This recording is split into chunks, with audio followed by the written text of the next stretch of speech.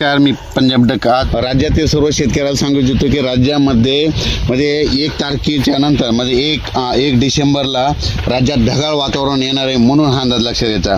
पण राज्यातल्या सर्व शेतकऱ्याला सांगू इच्छितो की तुम्हाला सांगतो निसर्ग तुम्हाला संकेत देत आहे। तुम्ही बघा आज तुमच्याकडे वारं सुटला असेल बघा। आज जर समजा असे हे वारं आणखीन काय होतं 3 दिवस सारखं वाहू लागतं। 3 दिवस वारं जोराने वाहू लागलं की आपण म्हणायचं आता 4 ते 5 दिवसात आभाळ निघणार आहे। हा अंदाज तुम्हाला निसर्गातूनच येत आहे म्हणून हे लक्षात येते का। म्हणजे निसर्ग शेतकऱ्याला अंदाज देत आहे म्हणजे सॅटेलाइट नसलं तरी काही गरज नाही। तर सर्व शेतकऱ्या या ठिकाणून परत एक अंदाज देणार आहे। सर्व शेतकऱ्याला सांगू इच्छितो की राज्यामध्ये आता म्हणजे 1 डिसेंबरच्या नंतर राज्यात ढगाळ वातावरण राहणार आहे।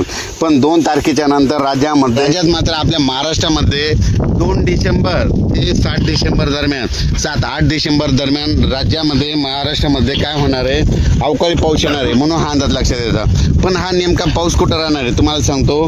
राज्यात 3 डिसेंबरला म्हणजे 3 डिसेंबरला काय होणार आहे तो पाऊस नांदेड जिल्हा, अहमदपूर, उदगीर, त्याच्यानंतर इकडं अंबाजोगाई, परळी, लातूर जिल्हा, त्याच्यानंतर केज, इकडं धाराशिव, त्याच्यानंतर तो पंढरपूर, त्याच्यानंतर ह्या भागामध्ये 2, 3, 4च्या दरम्यान ह्या भागामध्ये पावसाचं वातावरण म्हणजे तिकडे थोडाफार पाऊस पडणार आहे म्हणून हा अंदाज लक्षात घ्यायचा।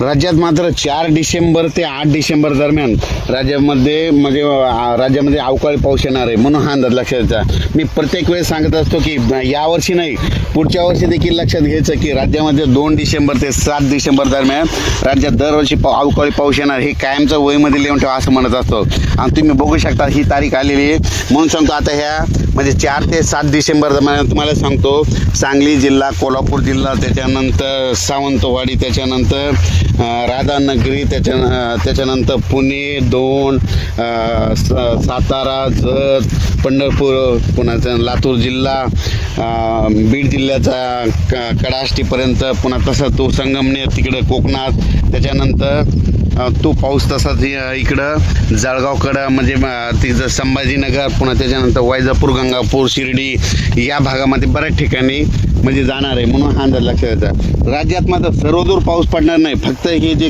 भाग सांगितला आहे आणखीन परत एकदा सांगतो नाशिक जिल्ह्याच्या अलीकडे संगमनेर, सिन्नर, त्याच्यानंतर शिर्डी, श्रीरामपूर, गंगापूर, त्याच्यानंतर कोकणपट्टी, अहमदनगर जिल्हा, त्याच्यानंतर पुणे जिल्हा, त्याच्यानंतर सातारा जिल्हा, सांगली जिल्हा, कोल्हापूर जिल्हा, त्याच्यानंतर धाराशिव जिल्हा, जत, पुन्हा पंढरपूर,